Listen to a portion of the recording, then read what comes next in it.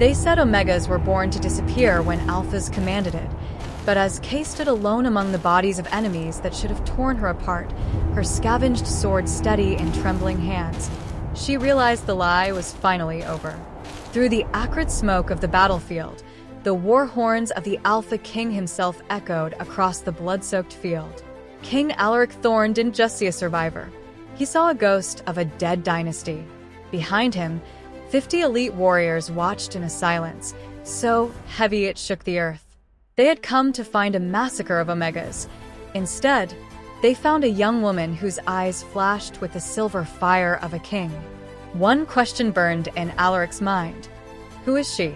If you want to know what the king saw and why he risked a continental war to claim a lowly rogue as his own, stay with me. The autumn air in the Clearwater territory had been crisp, smelling of pine needles and the false security of a routine border sweep. Kay remembered the way the light filtered through the amber leaves, a golden hue that mocked the gray reality of her life as an invisible servant. She had been trailing 30 paces behind the main patrol, her back aching under the weight of the supply crates she carried for the Alphas. To them, she wasn't a wolf. She was a pack mule with a heartbeat. Lieutenant Boyd hadn't even looked back when the first snarl shredded the silence. The ambush was a symphony of chaos. The rogues didn't emerge from the shadows. They seemed to be made of them, pouring over the ridge with a terrifying, calculated silence. Kay watched in a daze of horror as the invincible Clearwater warriors were systematically dismantled. Brent Hunter, a man who had spent years sneering at Kay's Omega weakness, was the first to fall, his throat opened before he could even complete his shift. Retreat. Boyd's voice had cracked with a cowardice that shouldn't have belonged to a lieutenant. The wail of the retreat horn followed, a desperate sound that signaled the ultimate betrayal. It was the command to abandon the weak. Kay turned to follow, but as she pivoted, a massive rogue lunged. Its claws raked across her thigh, a searing heat that felt like liquid lead. Her leg buckled instantly, the strength she had spent a lifetime building simply vanishing as she hit the blood-slicked earth. She reached a hand toward the retreating backs of her packmates, seeing Boyd glance over his shoulder. There was no pity in his gaze, only a cold calculation. He turned and vanished, leaving her alone in the deepening red of the clearing as the monsters closed in. The heavy thud of 50 war stallions slowed to a rhythmic, predatory walk as the smoke began to clear. King Alaric Thorne dismounted with a fluid, terrifying grace, his golden eyes never leaving the small, blood-stained figure standing amidst the carnage. Silence fell over the field, thick as the black ichor cooling on the grass, until Alaric reached for the sword clutched in Kay's trembling hand. As his fingers brushed the hilt, the blessed steel didn't just spark, it hummed. The silver light along the edge flared with a sudden, violent brilliance, recognizing the presence of a true sovereign. Alaric's expression remained a mask of iron, but beside him, Captain Silas sucked in a sharp, audible breath. "Sire," Silas murmured, his voice tight with disbelief as he stepped forward to examine the blade. "That is Clearwater steel, forged and keyed specifically to their Alpha bloodline. By every law of nature and enchantment, this weapon should be inert in the hands of an Omega. It should be a dead weight, or worse, it should have burned her palm to the bone." Alaric didn't pull away. He watched the way the silver glow pulsed in rhythm with Kay's own ragged breathing. "It isn't just functioning, Silas," the king rumbled, his voice vibrating through the cold air. "The steel is singing for her." He turned his gaze from the sword to Kay's face, his eyes searching for the truth behind her blue irises. A sword for Alphas, wielded by a girl the Clearwater Pack, discarded as refuse. He took a step closer, his shadow swallowing her whole. "Tell me, little rogue, how is it that a ghost is holding a living flame?" The silver light on the blade didn't just fade, it retreated into the steel like a secret being kept. Alaric's golden eyes remained fixed on Kay, his intensity so great she felt as though her soul were being stripped bare. "The way you moved back there," he began, his voice dropping to a low, dangerous rumble. "Those weren't the desperate flails of a dying Omega. You used the Moonshadow forms." Kay shook her head, her breath hitching. "I don't know what that is. I reacted." "Moonshadow is a ghost," Alaric countered, stepping closer until the scent of cedar and old power enveloped her. It was the signature combat style of House Silvercrest, a high alpha bloodline that was supposedly wiped from the earth 23 years ago during the War of Broken Crowns. They were unique, capable of manifesting alpha traits regardless of their birth rank. Their power was reactive, surfacing only when the need was absolute. Beside them, Silas paced, his eyes scanning the horizon. Silvercrest wolves were feared because they couldn't be controlled by traditional hierarchy. When they fought, their eyes didn't turn amber or blue. They flashed silver, just like yours did seconds before that final rogues had hit the dirt. The world seemed to tilt. Kay looked at her trembling hands, the blood of monsters still staining her skin. "I was told I was nothing," she whispered. "An omega of the Clearwater line." "Clearwater lied to you," Alaric said, his hand coming up to tilt her chin so she had no choice but to meet his piercing gaze. "You are the servant of a dying pack. You are the living echo of a fallen throne." The revelation felt like a physical blow, more bruising than the rogue's claws. Kay's mind raced back to the small, cramped cottage where Chelsea and Mateo Vasquez had raised her. She remembered the daily ritual, a bitter-smelling herbal tonic she was forced to drink every morning since she could walk. "For your health," Chelsea would say, her eyes darting away, "to keep your omega scent from drawing unwanted attention." "The tonics," Kay whispered, her voice fracturing. "They weren't medicine. They were suppressants." Alaric stepped closer, his golden eyes darkening with a mixture of pity and cold fury. "Omega scent blockers, laced with wolfsbane and silverdust. It's a slow-acting poison, designed to dampen the neural pathways that connect a shifter to their true lineage. For 20 years, they didn't just hide you, Kay. They chemically lobotomized your power." The image of her adoptive mother's kind face curdled in her memory. Every protective rule, every warning to keep her head down and her eyes blue, was a shackle. They had fed her the lie of her own weakness until she believed it was her nature. She looked at her hands, still vibrating with a strength that felt both alien and ancient. The scent blockers were wearing off, and for the first time in her life, she could smell the truth. The Vasquez family hadn't been her saviors. They had been her jailers, keeping the Silvercrest fire banked under layers of medicinal ash. The betrayal burned hotter than the liquid fire in her veins. She hadn't been born a servant. She had been forged into one by the very people she called family. Alaric reached out, his hand open and steady, an invitation that carried the weight of a decree. "The Clearwater Pack abandoned you to the teeth of the wild," he said, his voice a low vibration that seemed to settle the very dust of the battlefield.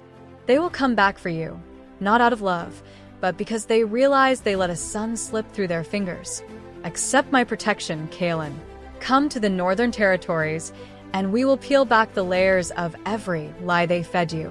Kay looked at the elite warriors behind him, 50 men who moved with a singular, lethal purpose, and then back at the blood-stained grass where she should have died. The Omega, who had spent her life shrinking into the shadows, was gone, burned away by the silver fire currently humming in her veins. She didn't just see a king. She felt a pull that transcended rank or pack law, a primal recognition that made her breath hitch. Slowly, she reached out and placed her hand in his. The contact was instantaneous and violent. It wasn't just heat. It was a resonant shockwave of power that flared outward, flattening the tall grass in a perfect circle around them. A visible corona of gold and silver light erupted where their skin met, a thunderous crack of energy that made the war stallions rear and the elite guards reach for their hilts. Alaric's pupils blown wide, his golden gaze locking onto hers as the bond snapped into place, anchoring her soul to his. In that moment, the hierarchy of the world shattered. She wasn't his subject. She was the missing half of a storm, finally coming home. The resonance of the power surge had barely settled when the thunder of approaching horses tore through the silence. Lieutenant Boyd surged into the clearing at the head of 30 Clearwater warriors, his face a mask of panicked authority. He skidded to a halt, his eyes widening as they swept over the pile of rogue corpses and landed on Kay, whose hand was still enveloped in Alaric's golden grip.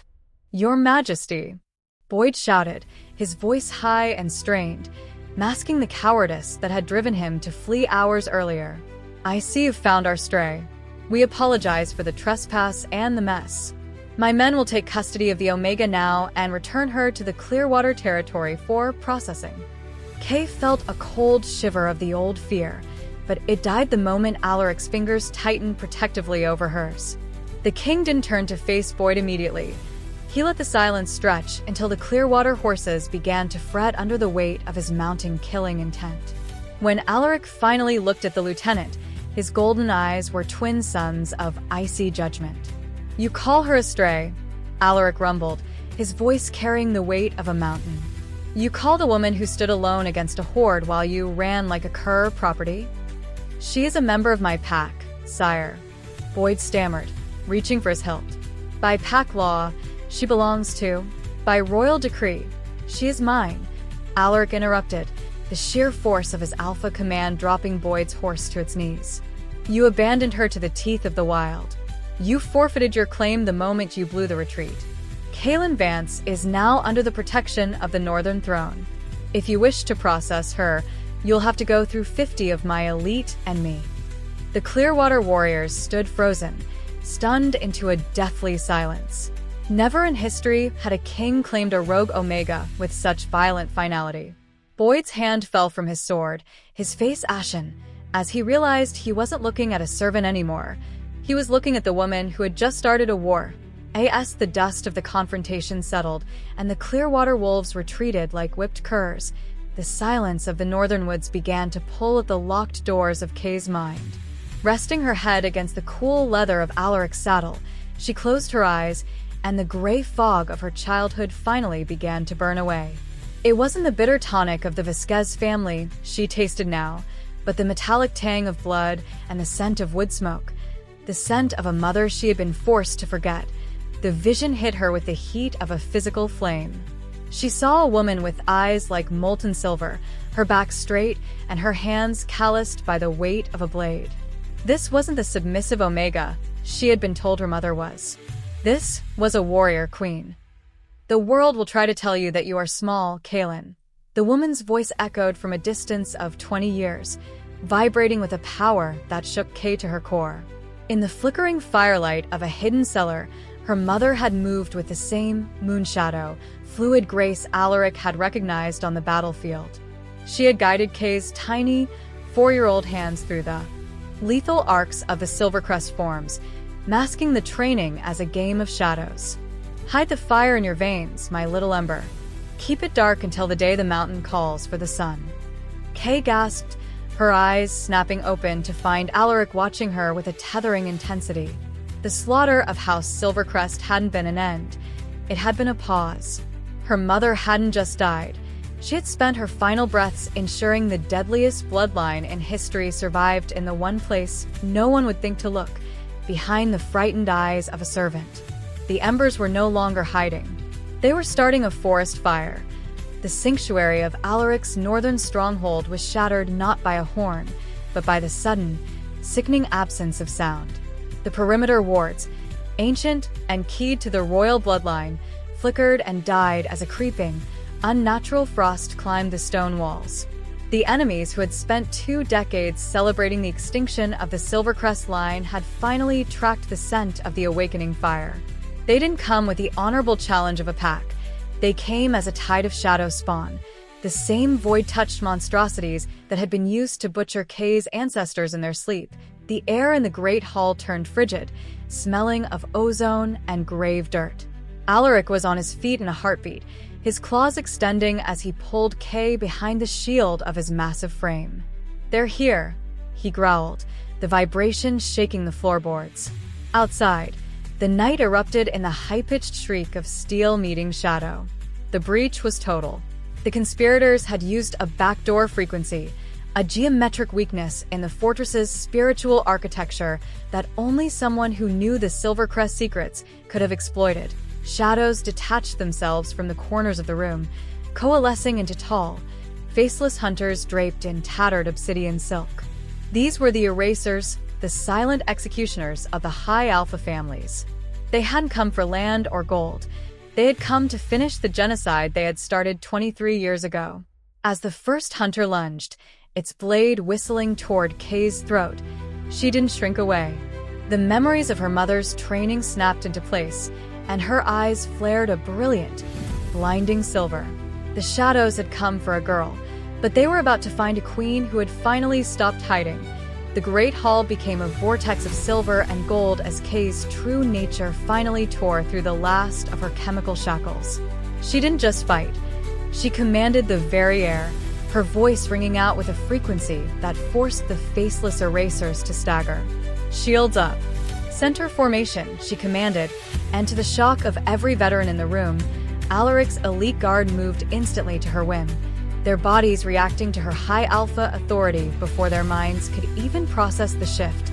Alaric fought at her side, a hurricane of teeth and claws, but it was Kay who became the beacon. She moved in a blur of Moonshadow strikes, her blade leaving trails of iridescent silver that cauterized the shadows where they stood. The erasers, who had once looked upon her as a loose thread to be snipped, now shrieked in a language of static and void as she dismantled their dark geometry. With a final, guttural cry that echoed the strength of 1,000 fallen Silvercrests, Kay drove her blade into the floorboards, releasing a shockwave of pure, holy light that vaporized the remaining intruders into ash. Silence reclaimed the stronghold, heavier and more profound than any sound. The elite warriors stood with their weapons lowered, their eyes wide as they looked upon the woman who should have been a servant, but now stood bathed in a celestial silver glow. Alaric stepped toward her, his expression a mix of primal pride and solemn recognition. Across the Northern Territory, the telepathic link of the pack went quiet, a continent-wide realization that the heir of the sun had returned. The war for her bloodline was over, but the reign of the Silver Queen had just begun.